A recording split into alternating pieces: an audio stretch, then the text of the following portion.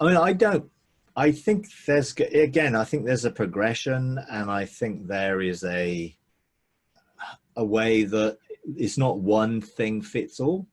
It's great to have physical relationships with people and to give people a real hug, you know, and to be able to connect to people in an area that you have something in common and you can spend time with each other. And you know, I would never want to see a virtual world replace the physical one totally. But on that being said, I'm not saying that there aren't virtual things that can happen which actually are also part of what God is doing. And ultimately, if we're all one mind, we're all having the mind of Christ. And there is a sense where I do believe going forward, there will be a form of communication which is telepathic or cardiognosis, or being able to gauge. Again, when I started engaging with this group of people, one of the things that we made a commitment to was to engage spiritually every day with each other. We were once a week, we were engaging online, but every day we engaged with each other in the spirit. And it was very interesting. I'd never done that before with anybody in that way. And each day, you know, I engage and open my spirit and heart to them so that we can do whatever we need to do, you know. And sometimes I have memory of doing some things, and I know some other people share that they felt we were doing this, or we went here, or we did this. And sometimes I've been engaging one or two or all of the whole group. We're continually doing things around the earth. So I think what we've got to be careful of is we don't get stuck and come to the thing, well, this is it then. Because I think it's a progressive revealing and unveiling, and there's always going to be an expanding of consciousness to come to a different way. And actually, even if we are meeting physically, that doesn't mean we shouldn't have knowledge of the heart. And when we hug each other, that there is an infusion of knowledge that comes as we embrace, you know. There's no reason for that. It doesn't have to be either or. It can be both, you know. And I think we just got to be careful that we don't create another model that everyone then has to follow. We just want to create opportunity for people to pursue and see what it is that God wants to do, you know. And some people are happy to meet online because that's easier for them and they don't have to face physical relationships. Some people find avoiding, you know, because you can hide in anywhere, you know, you don't have to be real in any situation, you can hide.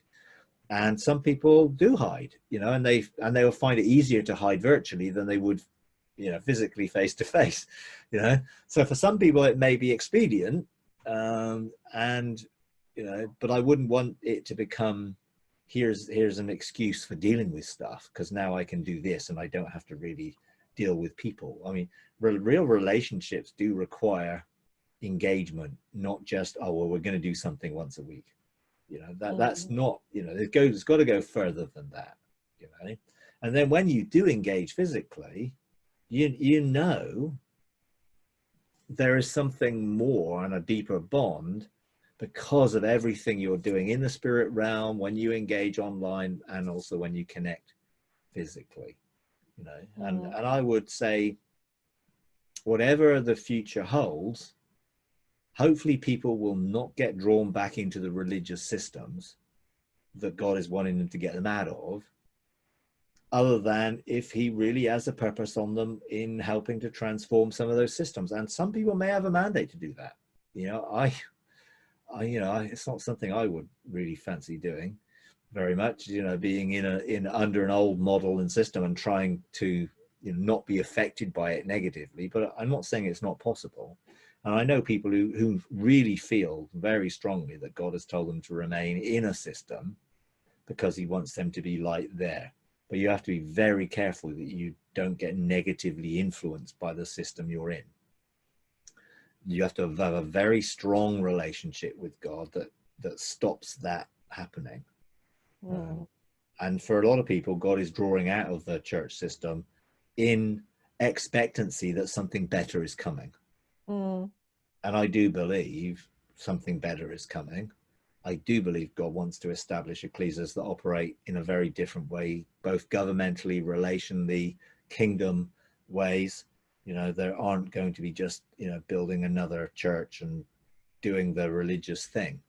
You know, anything that God wants to do mustn't be coming out of the wrong tree and religious duty, obligation, and all of those old covenant mindsets. It's got to be a new covenant wineskin. That can look very differently, but it will have certain things that are at its heart, and that will be relationship. See, the new covenant, a covenant relationship, was one for mutual support and encouragement and blessing. It was never about one person getting something to the detriment of somebody else. It was always mutual. You know, there's no need for competition in the kingdom. You know, we're there to be ourselves and to be a blessing and to be blessed by others and God in a mutual sense, without needing to impress or to, you know, perform. You know, so any performance orientation I wouldn't want to be involved in, you know. And that's not to say that they aren't, the people involved in that are not good people, that God doesn't love them. Of course he loves them. They're all his children, you know, but it doesn't necessarily mean that he approves of the system. And actually he will still bless people within that, and he'll still show up when we gather and 2 and 3 are gathered, and miracles can still happen because God's a gracious, merciful God. But it doesn't mean that we can use that to justify whatever system that we're in. And I think that's what people have done. Well, if God is blessing us, it must be he's okay with the way we're doing things. And that is not true. You know, there are miracles in all sorts of settings. That doesn't mean God condones the setting. Just means he's gracious and merciful enough to work within whatever setting we're in. But that doesn't mean you don't want the things to get better. And I do think we need a totally different view going forward